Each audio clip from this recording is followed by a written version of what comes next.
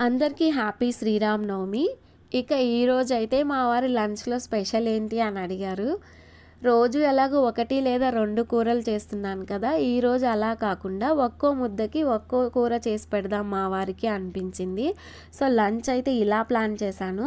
Beetroot fry, carrot fry, potato curry, వంకాయ fry, వంకాయ curry, ముద్దపప్పు, బెండకాయ ఫ్రై, బెండకాయ కర్రీ, కాకరకాయ ఫ్రై, దొండకాయ ఫ్రై, మునక్కాయ కర్రీ, దోసకాయ curry, paneer fry, capsicum curry, sambar, రసం.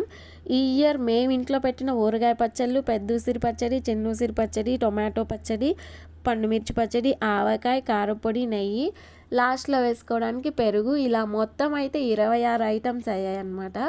ఎలాగో ఇన్ని ఐటమ్స్ చేశాను కదా, దీన్ని బాహుబలి తాళిలాగా రెడీ చేద్దామని చెప్పి మా అపార్ట్మెంట్ కిందకెళ్ళి అరిటాకులు తీసుకొచ్చి దీన్ని ఇలా అందంగా డెకరేట్ చేశాను. ప్లాన్ అయితే మంచిగా సక్సెస్ అయింది, కానీ లంచ్ అయితే టైంకి పెట్టలేకపోయాను.